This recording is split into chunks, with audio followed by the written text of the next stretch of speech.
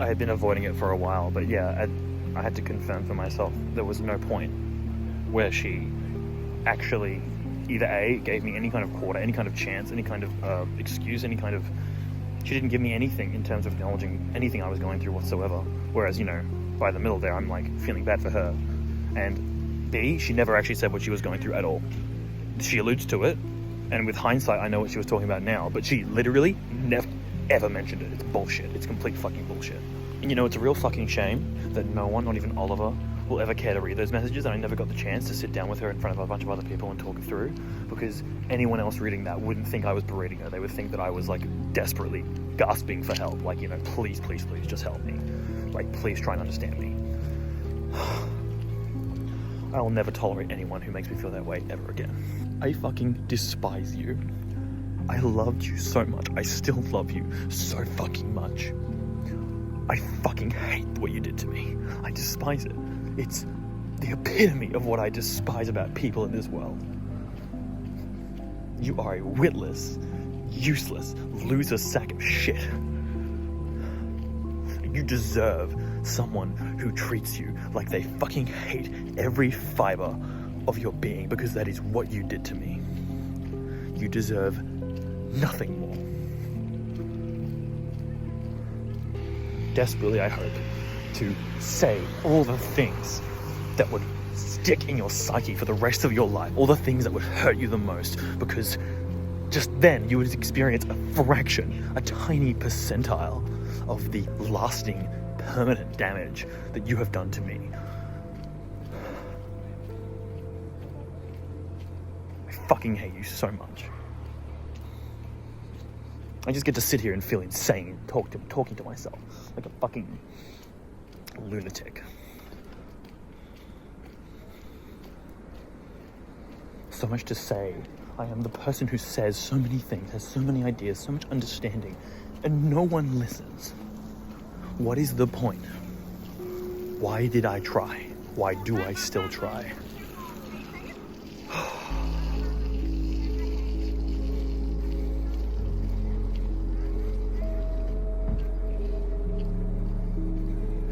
One day I'll move on in the traditional sense, you know? But you never get to erase what happened.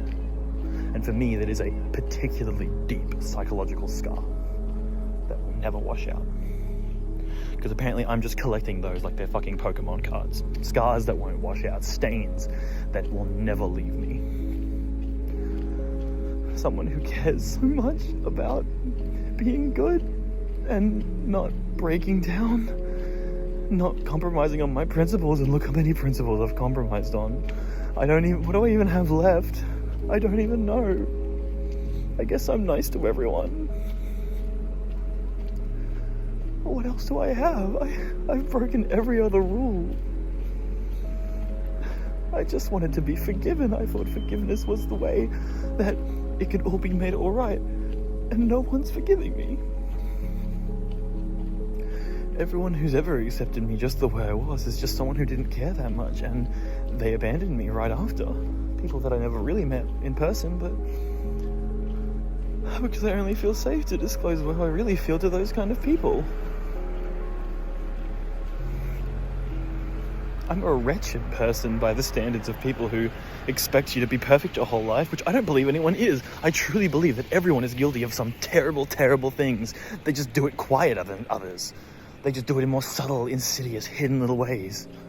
I say that, but the way I do it is also subtle and insidious and hidden. I just wanted to be forgiven and held accountable and loved.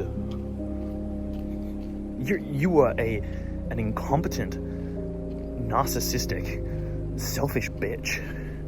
You assumed. You didn't assume. You ignored that I just wanted to be seen and heard and sat with and talk to you on a deep, connective level. And you kept buying me things, and you kept making me food as if that was going to solve the problem. Because that's how you want to be treated. And it's not what you need, it's just what you want. You wanted to be treated like you were perfect and cutesy and pretty and you know, worth gentleness and worth all these lovely things. And I gave those to you, but apparently not enough, or I stopped doing it at some point, apparently, and that's what made you leave me. Because it wasn't any of that shit that you said. That's bullshit. You planned it. You didn't plan it explicitly, but you jumped on the opportunity to leave me. I still remember when you were crying on your own in the bathroom in Japan. You were crying. You put me through hell in Japan. You completely neglected me. Verbally abused me. You will never be held accountable by anyone for that. All of your shitty friends, Jet, fucking the lot, even Oliver, who never fucking disclosed anything, never actually told you how he felt about you, what he thinks about you, that you're a stupid young girl manipulated by the world to be essentially a fucking idiot, fallen for the bit of society, just someone who just a void, basically. That's what he thinks of you, truly. Doesn't think very highly of you, wouldn't trust you with much. And I loved you. I loved you anyway. I put so much effort into understanding what you liked, and I cared. I cared so much. You didn't care about me at all. I don't feel like you did. I don't feel cared about. The things that occupy my mind 80% of the time were never addressed in our relationship. No one ever fucking... You never cared. You never cared the way I cared. You just cared in this surface level, typical fucking boring girlfriend way. I needed someone real, and you were just this placid doll of modern day TikTok influence culture. Like, that's all you were. You were just Mrs. Cutesy. Mrs. Cutesy, who constantly complained and constantly needed to be sheltered from things, and I did it all. I did so much for you. I spent so much. And forget the money. It wasn't about the money. It was about the time. I spent so much time. So much time, so much uncomfortability. For what? Just to be abandoned? I didn't even get an explicit reason. You didn't even explicitly say what was happening, because you didn't want to say it, and the reason that you couldn't is because it would have been a lie. You would have been lying to me when you said it was specifically because of this, and that's why you didn't do it. If it really was, you violated my trust one too many times. You would have said it over and over again. Listen, I just can't. You did this. It's just over. The truth is that you wanted an excuse to get away from me because I made you uncomfortable. I made you feel like you had to improve. That's probably all there was to it. I was so kind and gentle, and I delayed saying what I said, what I really felt every single day. Every single day I made a conscious choice that, maybe you'll get better tomorrow, and then I'll just stuff it down my throat. Maybe you'll get better next week, I'll stuff it down my throat. Maybe you're having a hard week, let's not go into it now. Stuff it down my throat. I will never do that for anyone again. You never deserved me. You never deserved someone like me. You deserved someone as shallow as you, as broken as you. You could have gone so far with me. You never even engaged. Never even tried. You really didn't. You never even tried. Never even gave my way a go. You wouldn't even fucking cook pasta the way that I would cook it, you know? That's not explicitly true, but like that's the metaphor, right? You wouldn't have even done a basic task on the way that I did it. You admitted you were the problem. You said it, you broke down on my arms, you said, I'm so sorry, my mental illness, blah, blah, blah, blah. In the last final conversation that we had on Instagram, you said, yes, I remember, but you didn't address it. You didn't say what that meant. Again, because you know that you were in the wrong the whole time. And then what? And you do all this stuff, you know that you were in the wrong. You didn't even say sorry. You did, kind of. You said, I hate that I'm putting you through all this. But like, you never said it. You never said this is my fault. Because then you would have had to stay with me. You would have had to face the music, that you were causing all this stuff. You never once acknowledged my suffering, except the fact that you were breaking up with me, which is a very basic thing to acknowledge.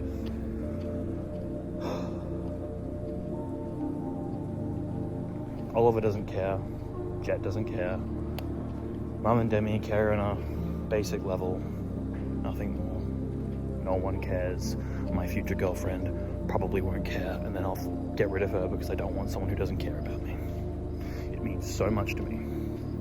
And I think, truly, this is the experience that everyone has. It really does hurt that much. People just shove it down, they ignore it, they suppress it. So, and then they project that onto you. They act like you have to do the same thing. You have to just ignore and suppress and forget and move on. And then try it with someone else with these emotions stuffed down your throat. That's not how you resolve things. You need to talk it through with someone. You need to feel not alone. But no one has the strength to do it. I barely have the strength to do it. Look at my behavior recently, having, been alone and basically choosing this path. Like, I'm not happy. I try to be every day, but I'm not happy. I'm not even a little bit happy. Not even... Look at me, walking around empty parks, feeling hollow every day, constantly thinking about how I can get into some sort of club or some sort of thing, some sort of skill that I can get validated for. No one tells me I do a good job. My dad fucking hates me half the time and then praises me the other half of the time. So he's just an inconsistent mess and my emotions don't know where to go on it.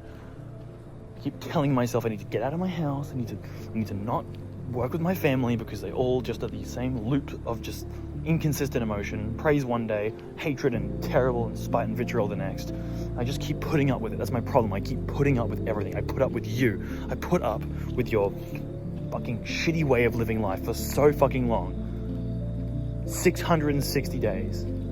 I trained myself to endure. I trained myself with Brett, the boss, who constantly yelled at me, who constantly belittled me, even though I was putting my all into it every single day for some fucking minimum wage. I just wanted to learn, and he barely taught me anything anyway. He'd be just complete dime swing. One morning he's shouting me coffee and talking to me about life and all the sorts of things, and then I didn't even make a mistake. I just made an incorrect assumption about something, and instantly it's onto the attack mode, and then I don't know which screw to use because I don't work with this kind of like residential stuff so often, and I instantly get the, I should have just fucking done it myself. Well, I sit there like a fucking retard, like not even knowing what to say back and what to do, not knowing how to make myself productive, because that's his job to tell me how to be productive, because I'm his little assistant, I'm his little apprentice. He's meant to guide me. I just get yelled at, and I did that for 6 months total, split up a bunch of times, but 6 months. And then I spent a year almost packing boxes at a fucking electrical warehouse, constantly being strung along. Oh yeah, we'll get you on the test bench, we'll get you qualified on this, next week or tomorrow or whatever. It just never happened.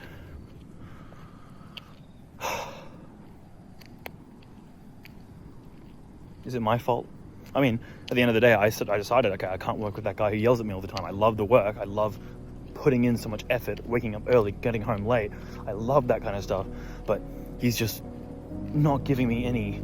I feel genuinely mentally drained at the end. This was also while I was with Madeline, so...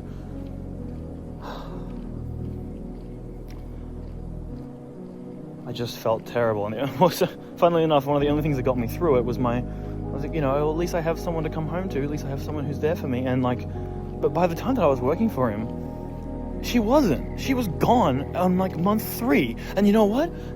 It wasn't even like that. She was just never there.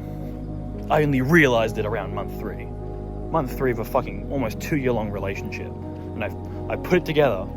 Oh, she's not there for me. And in my little innocent way, I was like, oh, maybe I just need to help her understand. Maybe I just need to push her towards the right direction. Maybe I just need to kindly say, hey, this is important, right? Don't you think? And then it turned into a brute force thing where I'm like, okay, this is really important. Are you not getting it? And then it was just an acceptance. This is just the way it is until she changes. And I just put up with it. Again, I just endured. I endured I endured the late nights. She wouldn't even stay up for me. I would stay up till 2 or 3 a.m. some nights to get her home from parties. And she wouldn't even stay up to talk to me at 10 o'clock. We'd be going to bed at 10 or 11. And she'd be trying to get to sleep. I'd be like, hey, can we talk? And he'd be like, you pick the worst times. If I had to you pick the worst times to have talks. When is a good time to have a fucking talk? When is it fucking appropriate or easy? It's not. You gotta put the effort in. You gotta make the sacrifice. I made the sacrifice for you every fucking day. I never did anything for myself. We never so much as went for a walk around my local neighborhood. Not even once at my request. If you weren't comfortable with it, it didn't happen. If I wasn't comfortable with something, I pushed myself every fucking time.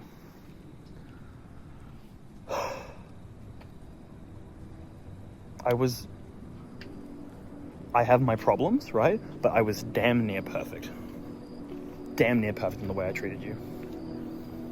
The ideal boyfriend, constantly upbeat, constantly happy, constantly trying to improve himself, constantly putting up with the negative things that constantly face him. history of being alone, of having no friends, and I took it so seriously, and I was so kind, and I was so gentle, and I was so understanding, and I was so interested in making, understanding why you were the way you were, and how to work through it, and how to improve, and constantly researching and listening to videos while I worked, trying to understand your mental illness and trying to understand different ways that I can try and make myself better.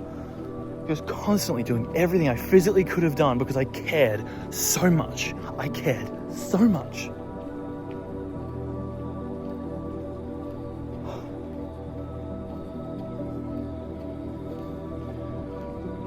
And you say that you were the one who, it's bullshit. Like, in your head, you're like, oh, I'm suffering so much. I feel so bad in this relationship probably 3 months before we broke up, right? You're thinking to yourself, oh, it's so bad for me. I'm pretty sure you're not going to be happy with anyone. You took, I seldom, ever, I never even insulted you. Not once in the whole fucking relationship did I lob an insult at you, like an unjustified, you're a bitch, or you're a loser, or this, or that, or this. It was always well thought out, justified complaints, sometimes punctuated by a fucking here or a fucking there, like very, very rarely, like so fucking rarely. I was the kind of person who made a promise to myself at the beginning that I would never raise my voice at you, and I never did, and then, and then and then like 6 months in, you say like, oh, like I remind myself of that promise. I'm like, oh yeah, I promised myself that I wouldn't raise my voice at you, and then you're like, oh, you have though. I'm like, what? And for the record, roughly what I'm speaking right now is the level that I would get to. Like, just, it's passionately speaking. Okay, it's speaking because I care. And like, not even quite so much as what I'm doing right now, like maybe like 30 seconds of that, right? And to her, that was yelling at her. Okay, cool. Clearly you've never been fucking yelled at. I would full scream yell to prove the point, but people who know. Being screamed at is not that. It's not this. This is just like, I'm very worked up, but I'm still holding my composure. It's still about the point. It's not about yelling. It's not about crying. It's not about bitching and moaning. It's about the point. Communicating to the other person, that's what's important, right? Constantly, every single day, I would be mulling over this relationship. How can I help it? And I realize now, she was probably never even thinking about it whatsoever. Because she doesn't think, because thinking was uncomfortable for her, so she'd constantly self-medicate with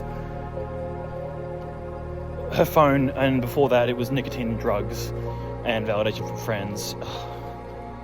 Your friends who are shitty, the friends that you went back to when you broke up with me to get support, the friends who you know are bad people, the friends who you told me while I was in America, you texted me like, damn, I really have no good friends. Those very same friends are the ones who told me to break up with you, who supported you when you broke up with me, and those very same friends are the same friend group with the guy that you're now with, which you took a month and a half, possibly less, because there was probably a talking phase, right? A month and a half to get with him after we broke up.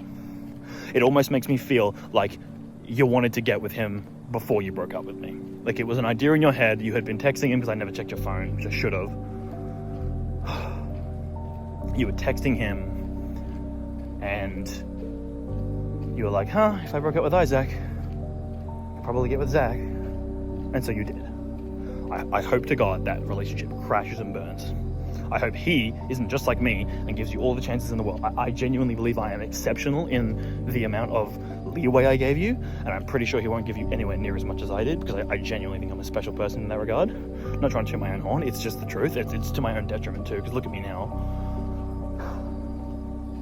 I hope that blows up. Or I hope that the pattern repeats and he is the person who finally gets it through to you that you're a fucking terrible person. Because the way that you treated me in relation to the way that I treated you was fucking terrible. There is no excuse. There's zero excuses. You had no reason. No justified reason whatsoever. You didn't even say sorry. You didn't even check up on me. Blocked me. Didn't think twice about it. Didn't even meet up for the debrief day, which you said you would. Because at the time you only said you would because it was 2 days away and you wanted to debrief with me to make it feel official. Give me resolution as you claimed. You didn't show up. I set the date 25 days later. You didn't show up to it. I was there, you weren't. Because you were probably already on the arm of that fucking dickhead. That dickhead who was literally, he was camping.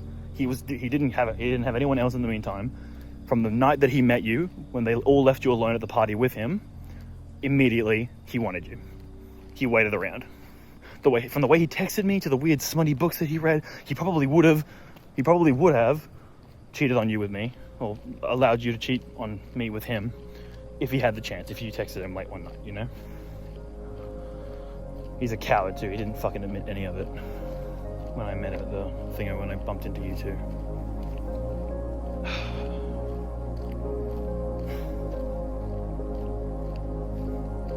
And she'll never, you know what? The way it'll probably really go down in reality, she'll never even think about any of this in her entire life. It'll just all pass over her because she's an unthinking, thoughtless, broken little monster. Someone who had so much potential to be a good person, who just shirked the responsibility, didn't want none of it. Really. Never once in 2 years did she ever mention anything about how responsibility is important. That's kind of telling, isn't it?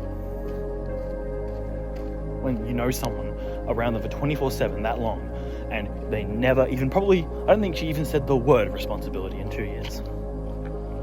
I got a pretty good memory. It's like I had all these principles and I was so good, and if she was just there for me the first time that I felt completely alone and abandoned, none of this would have happened. I guess I'm just fantasizing at this point. If the first time that she, made me realize that she was a heartless and selfish person, if she didn't do that, well then, if she wasn't a heartless and selfish person, then it would be great. Well, yeah, okay, obviously. And then I have to just fucking... She was the only person who ever showed any interest in me. What am I supposed to do? I don't know how to meet someone else. I'm gonna try. I've been trying. I asked a bunch of people randomly, coldly, but that's not the way to do it. Because they don't know you. It's like a stranger approaching you, like, you want to go for a date? Even the girl who kind of thought about it for 1 second was like, apprehensive, right? Because they don't know me. So I want to join a club, but I don't get the time. I swear I don't. I say that, then I just do nothing all day some days because I can't. I don't have any motivation to. I haven't had any motivation since mid the year that I met her, because that was when everything died for me. I was so driven. It felt so good. And she had to take that from me because she probably didn't even realize that she gave it to me. I still can't get over the fact that I changed. Like, when I met her, I changed as a person. No one fucking noticed because everyone's fucking useless, I guess. But I completely changed my outlook on life. I completely changed the way I behaved. I completely changed everything. Everything changed for me. But then, about 2 months in or 3 months in, I realized that nothing really changed for her. She just felt good that she had a boyfriend now. I didn't matter that much to her. The only reason, and I kind of knew this the whole time, the only reason that she left me in the end, the only reason that she stayed with me so long in the end was because she didn't feel like she could get anyone else. She felt like she was lucky to have someone who liked her that she liked as well. Now, clearly the moment that she realized that she could get someone else, who, by the way, that guy who she's with now is just basically me, but more socially awkward and filthy rich. She realized that someone else she can like, which she must have liked him before as well, which is fucked up. Like, she never even told me, this is the kind of thing you disclose. Apparently she disclosed to a bunch of her friends that she was struggling like 3 months before we broke up. She never told me. She never disclosed that with me. She never said, hey, I'm really struggling in this relationship. Didn't fucking do it. Not one bit. It's like you read those text messages and you're like, wow, she really isn't listening at all. She's just spurting what she feels and what she thinks and what she wants to happen. She's just trying to make it happen with her words. She's not actually listening to me and anything I'm saying whatsoever, not engaging with anything I say, which is just, again, just fucked up. Like, how does anyone live like this?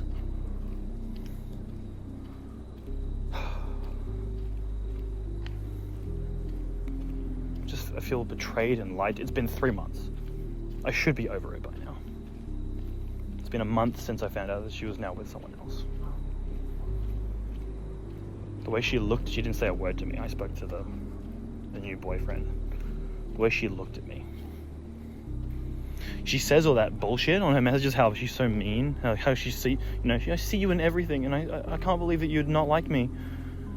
I bump into her and her new fucking guy at the burger joint, because of course she's at a burger joint, because she's fucking constantly eating food all the time and complaining about it and calorie counting and making it everyone else's fucking problem, or mainly just my problem, and I constantly endorsed her. Anyway, I bump into them because I just randomly had this feeling to get my sister a milkshake and myself a burger. And the way she looked at me, just nothing. Like I was nothing. Like I didn't matter. Scorn even. Disgusting. Like I was a problem. Not even a word. What a fucking coward. That's just my proof that she is just this useless, cowardly loser. This terrible person. Because if you were a good person, you wouldn't awkwardly say, you know, oh, can we leave now? You know, like you whisper to her new little boy, oh, can we, let's go now, and like clamber back into their car. I posted to my story, you know, the hyenas run from the lion. Like I am righteous. I am right. If they had anything to them, if she had anything to her, she would have talked to me. Zero maturity, zero responsibility. Just wants to run away from all of her problems. Didn't even talk to her friends about specifically what was wrong. She lied 10 fucking times about things I had done to her which I hadn't done, and I proved it with receipts, and all of her friends still didn't force her, you know, they didn't force her to take responsibility like I would have. I think that's a failure of being a friend, you know? Not good friends. At the end of the day, the relationship that I had with those friends who I've tried so hard to be kind to those people, to do things good, to do well by those people, to be polite, to be caring, all these things. I would have done almost anything for any of them, and immediately I got blocked by most of them, heard out by one of them, and then she blocked me the next day. I still don't know exactly why, but she hasn't unblocked me, so that's, you know, if someone opens up to you and then you immediately block them, that's kind of a fucking dick move. It made me feel really bad, but whatever, who cares? Apparently I had my argument completely misrepresented by her friends who did sit her down and talk to her about it, and she just wasn't convinced whatsoever. You know, my best friend, who also was a good friend of hers, probably her second best friend, told her that he thinks that she's wrong. She ignored it. It all just screams immature person doesn't want to take responsibility for their actions. Just literally downgraded her life. I hope that relationship with Zach blows the fuck up. I hope she realizes, because I still fucking love her. I don't want to go anywhere near her ever again. I'm not delving to that level of disrespect. And she isn't worth it. She's not worth it. I don't want to believe that, but she isn't. She's a fucking terrible, awful, horrible, bitchy, selfish, asshole person. She is not a good person. She has done nothing to improve the lives of anyone around her. I consistently observed her be a terrible friend to almost all of her friends, never improving their lives in any way whatsoever. Constantly fiending for approval and attention, and she's a terrible person. She doesn't deserve anything. What she deserves is to be slapped in the face by reality and to build herself up from nothing, which she will never do. She has a victim complex. She thinks that everyone is faulting her all the time, constantly looking for every single way that she is in the right and everyone else is in the wrong. It doesn't matter what environment she was in, work, my house, her other house, fucking other work, in Japan on public transport, in Japan in the Airbnb, with friends in Japan in the Airbnb, with friends in Japan outside. You know, when I went to America for a month, oh my god, she gave me permission to go on a trip. I went on the trip, I came home, she acted all smiles and all great. That was really, really happy that I went on a trip. It was really hard to do a solo trip. It wasn't fucking easy, like it took a lot, right? And then she tells me 2 days later, or like a day later, actually, I fucking hate you for doing that. Why did you do that? It's like, well, you gave me fucking permission. Why didn't you say that you could have just said no? It's like, no, I couldn't have said no because then you would have resented me for not letting you go. It's like, no, bitch. I resent you now for not telling me that you didn't want me to go. I would have been slightly bummed out for maybe 1 or 2 days and then forgotten about it. Just like an utter failure to assess my character as well. I'm so sick of that. I'm so sick of people not seeing me for who I am. The closest I've ever gotten was maybe Tamika and Luke, who, Luke, I barely freaking know, but in a 3-hour conversation about this breakup, you know, seemed to connect with me really, really well and was like, wow, we're so much alike. This is so cool. And apparently Luke's considering breaking up with her boyfriend, her girlfriend, his girl, oh fuck, sorry, I didn't mean to do it. Luke's considering breaking up with his girlfriend because she's just like Madeline, a bitchy, just fucking constant taker, just take everything and be a narcissistic prick and blame her mental illness, and oh, that's the closest I've ever gone. I've never spoken to Luke after that, and Tamika blocked me right after, so I'll never know. I don't know what to do. There's never been a good answer for me. Ever since April the 18th, 2024, I have been miserable. Completely miserable. It's just a lack of hope, right? And I wrote made that whole playlist, trying to cope. All these playlists I make, trying to cope, tell myself stories about how my life is going, tell myself stories about how it's not over, how there is always a path to redemption, to betterness, to anything good. It's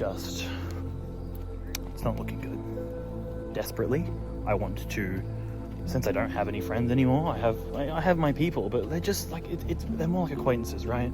They're people I know from school, and there's Ollie, but Ollie, like, it's not, I wouldn't call it, it is friendship, it's an absolute amazing friendship, it's just not what I need. I can't just rely on this one type of, it's really more mateship with him, it's more, we're in this, and, we're here to exchange notes and be bros together or whatever, but yeah, it's actually kind of lacking that more broly, more like let's just live life kind of element. It's hopeless. Anyway, I gotta shut up. There's people on the bridge. I have no idea how people can go around in this world just hurting each other. I see couples all the time. And like, back when I was so innocent, I just thought everything would work out if me and Madeline cared about each other enough. I thought, whenever I saw a couple for the first time, I was like, oh, that's so cute. Like, that's so sweet. And that worked all the way up until now, when it's like, okay, I'm unfortunately developing this cynical mindset towards it, where I'm like, well, they're probably going to hurt each other. All the relationships I hear about are so evil and full of women trying to open things so they can fuck other men, or you get their boyfriend to join in on threesomes that they aren't interested in, or rape people, or just mistreat. And then there's boyfriends who completely ignore their girlfriends and just are nasty and demanding and dismissive and treat them like children. It's like, and I got my cousin who gets pushed around by his girlfriend, who they have a kid together, and like, that's my cousin's my second cousin, I guess, and like, the girl is just abusive in the most subtle way, just constantly pushing boundaries, doing fucking crazy shit all the time, not respecting anything he has to say. And she's a bit smarter than him, but like, he's still switched on. He's just not as intelligent, but he's got it all together. Like, he understands this problem, and he feels isolated because he has no one else to talk to. And it's like, he just wants this person to treat him right. I feel like everyone in the abuser seat, me, the other way around. I was the abused. I really was. I'm not trying to victim myself. It's just that was the case, right? I was doing the right thing all the time. She was doing the wrong thing all the time. It feels like for people like us, it's just, you just get isolated, and you get into this mindset where you're just like, I just want to be treated right by this person, and that person isn't treating you right. What was my point? I see people all the time in relationships, and having just said that, how can they hurt each other all the time? How can they not care? I have to make a choice pretty soon. I'm actively looking for a relationship, right? I desperately want to move on because the only real way to move on is filling your life with more stuff. And if I don't I'm an externally motivated person. I'm more internally motivated than most people, but at the end of the day, I need other people to bounce things back off, bounce some effort back off, bounce some, input, output. I need to input to other people and get a good output to know that I'm doing okay. I feel like I'm doing okay. Because it's not enough to just constantly tell yourself, and I need to have a reason to care again. Now, when I do find this person, if I find this person, it's a whole nother problem. She was the first person to ever come onto me whatsoever. I didn't even consider it as a possibility for me until she came onto me. which makes it so fucked up. It's like I'm this person who's been lonely his whole life, and for 4 months I had hope for the first time since I was 10 years old, and it's all gone now. It's not all gone, but like, you know, like I put in so much everything for 2 years, and all the while, for most of that, I had felt like that hope had been, you know, snaked up from under me. Like I had it, I was sitting on this mountain, and then I crashed down, and then I still I still pushed on for another, you know, year and a half. It was really hard, and it wasn't enjoyable whatsoever, but I did it because I thought there was a purpose to it.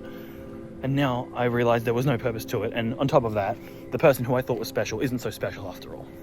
You know, it's fucking hard. It's not easy to live like this. It's not easy to be the kind of person who only wants to trust one other person with everything in his life and have that other person betray you. And I used to think me and her were so similar, and honestly I think in terms of upbringing, incredibly similar. In terms of habits, incredibly similar. In terms of overall lived experience, incredibly similar, but I just internalized it way more than she ever did. And that was the problem at the end of the day. If she was a more worldly person, if she understood things a bit better, if she wasn't getting all her opinions from TikToks, you know, God, she never even watched one long-form video. I'm not talking long, like I'm talking like 10 minutes, 20 minutes. She never watched one long-form video on anything in the entire relationship. Probably hadn't watched any long-form videos for a year before that as well. Constantly just playing Genshin Impact and Honkai Impact and being a fucking loser. That's what you were. You were a fucking loser. You were a fucking loser. And like, you know, I wish I had the kind of relationship with her where I could gently say, hey, listen, we all love to break. We all love to not put in so much effort sometimes, but these behaviors are not consistent with a good life. That's a very kind way of saying you're acting like a loser. And I wish I was in the kind of relationship where that other person would go, you're right. Thank you for bringing it up with me. And I'll go, I still love you so much. Don't worry. I don't hate you whatsoever. We just need to improve this stuff. It'll be fine. And you know, you don't have to do it quickly. I don't expect much of you. I just expect that you try and that you care about getting better. Okay, you got it. That's what I wish. I never had that exchange ever. Just a fucking stubborn loser person. Like, I'm stubborn, but I'm right a lot of the time. Not to toot my own horn. I just, you know, I get the right idea of things usually.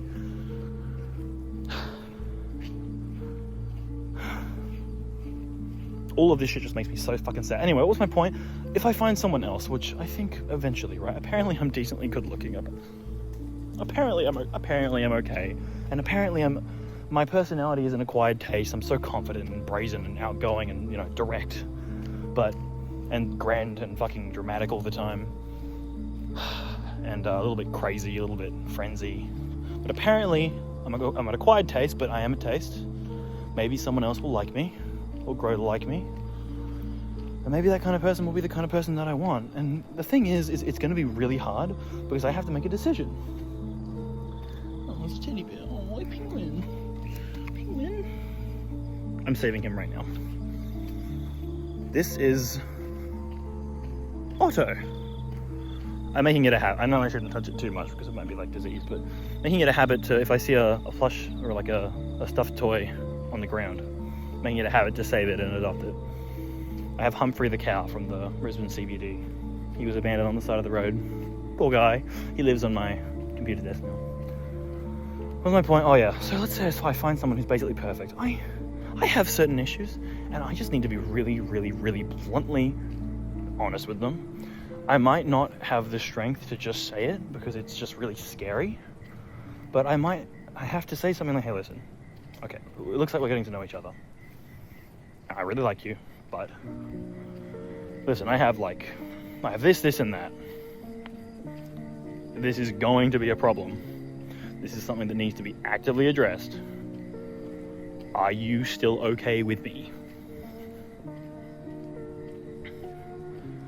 And if they say yes, then great. If they say no, then fuck, man. Like, I just lost someone who I really like. There's no use telling everyone about it. I just want that one person to know. I just want to be chosen. I'm not a bad person, I swear. Like, I swear I am aligned towards good things, and I want the best for everyone, and I'm kind, and I'm caring, and I'm strong, and I'm understanding, and I'm endurant, and I'm flexible, and I'm ambitious. I have guilt. I'm forgiving, incredibly forgiving, too forgiving. But I just want someone to accept me. I think I'm an acceptable person. I just want someone to accept me.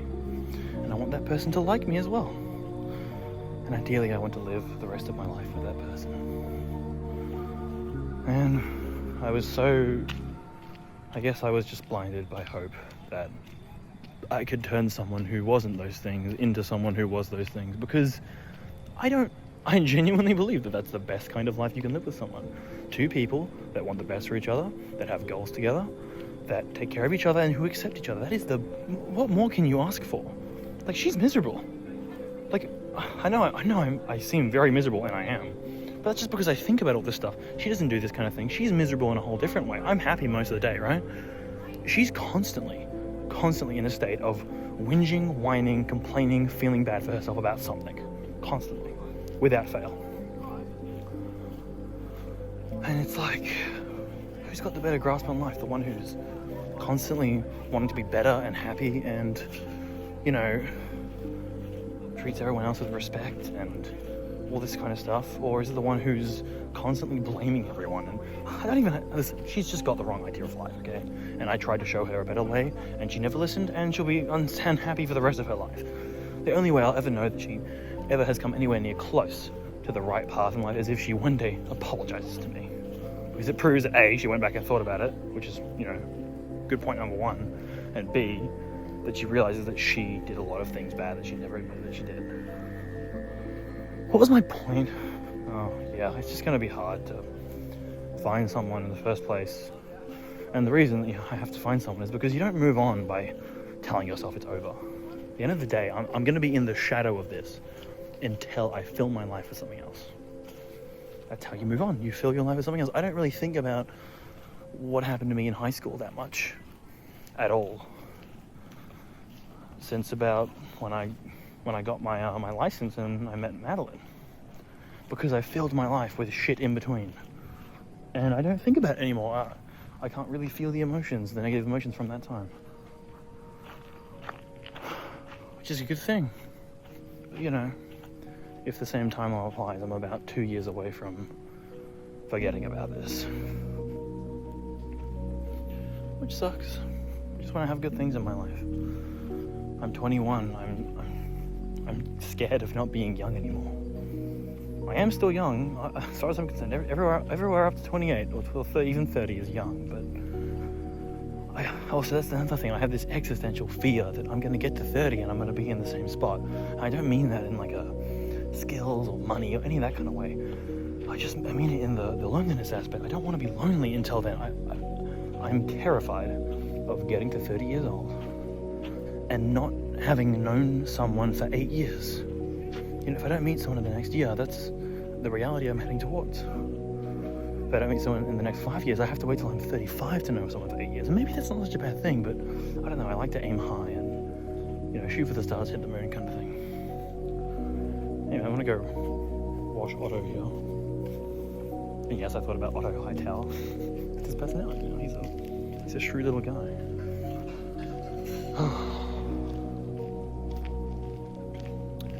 It's good to get things off your chest, but I have to post it. It's so embarrassing. Oh, I did something so embarrassing recently. I'm not even gonna talk about it. It's good to post because it means it's like accountable. Not accountable. I just don't feel crazy for making a bunch of videos on my phone for no reason. Let's see. Anyway, when will this channel stop being a sub story? When I get the time. No, but really, I would love to make it more of a variety channel than a sad channel. I'm not really too interested in being sad anymore. God's sakes.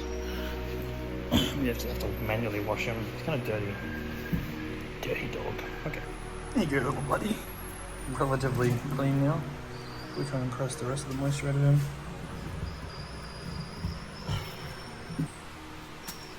There we go. Relatively clean. Gotta get some antibacterial soap on because that was out.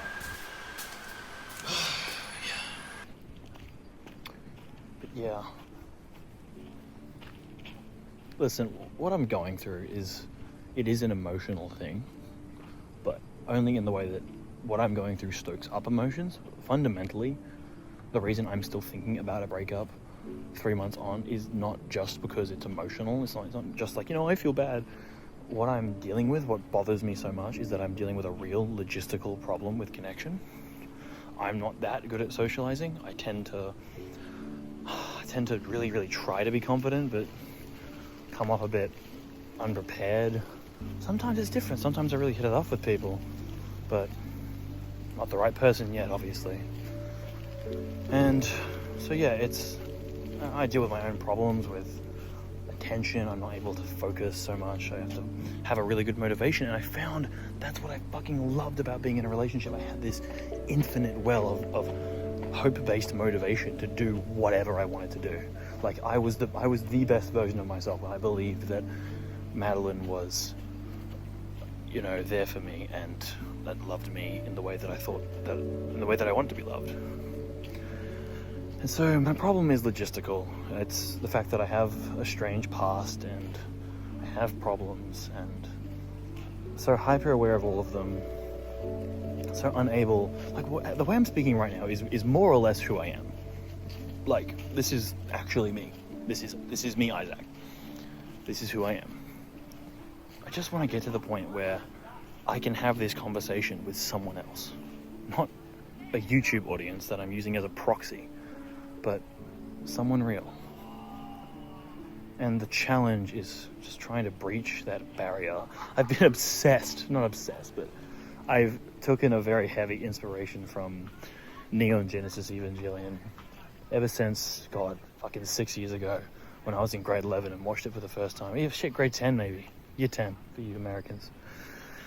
And it's still that background that I set back then of the poster from End of Evangelion with Shinji and Asuka looking at the dead Rei godhead. It's still my background, and it was my background throughout the entire relationship. I changed the home screen, but the lock screen remained the same, because the philosophy of we're all just people with these barriers that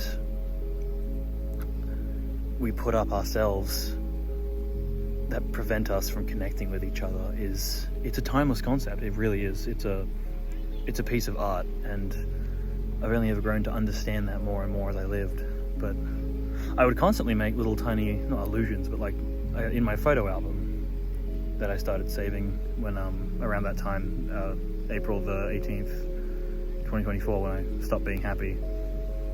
One of the first few ones that I saved was Asuka breaking down, crying, Shinji on the chair, obviously, and then the scene where Asuka's breaking down, crying in the separated by the yellow tape after the angel that fucks her mind, and Shinji overlooking it, because that's how I felt about me and Madeline at the time. I felt Madeline was this broken girl who was much like her, very, very troubled, a bit of an overperforming, confident, had this bravado, this facade, but who really, just like everyone, just wants to be loved. And I feel like Shinji a lot. Not to be that guy, but it is, when you're someone who's been so lonely for so long, who feels like, all the connections that he has are surface level, he can't just be himself around people, you do end up relating to characters like that. Virgil as well, although Virgil is more my tie to ambition, to power, to the idea that I'll have a comeback one day. But fundamentally I'm this troubled, young, very brazen, dramatic, and kind of eccentric person who is destined to be cut down a peg and humble, only to come back later after much, much struggle. I find the idea romantic in the same way that I find Guts and Griffin, the idea of those two and their duality, the ambitious, power-hungry, values-compromising Griffin, and the principled but simple and strong, enduring Guts. yeah, I don't know. What was my point of saying all that? Oh, yeah, absolute terror fields, and the fact that, oh yeah, Evangelion seems to imply that the idea of connecting with everyone, the instrumentality, everyone dissolving into LCL so we can all get along, because the only way to get along is to understand your interpersonal relationships between other people, and the only way to do that is to be inside their head, literally, so you have to merge. What it seems to imply is like that's not how life works, and if you want to keep going in life, you have to accept that that's not how life works, and at the end of the day, Shinji and Asuka choose to continue on, even despite it. But what do? They immediately hurt each other, Well, yeah, I guess so. But I've always held, this is just my own thing, right? This is nowhere is it written this. Nowhere is this written, but I hold to myself that it is possible to break the barrier between yourself and at least one other person. It is possible to be truly yourself and be accepted by someone else, with the understanding that we're all the same, we're all going through the same problems, we're all dealing with the same existential issues of death and loneliness and struggling and pain. And if two people can just realize that and have the tools and the capability to see it through, to not give up, then you truly can live a life that is not so alone. You don't have to die alone. Many people say that that's, we live amongst men, but we die alone. I don't believe it has to be true. Yeah. So that's my goal. My goal is to, as the scene difference was pointed out to me by a YouTuber, the scene difference of Asuka being about 10 meters away from Shinji, broken down with a piece of tape separating them. They get just a little bit closer to the point where they're standing next to each other, overlooking the destroyed, painful, harsh world. That's my goal. Anyway, I'll see you all in the next video. Bye-bye.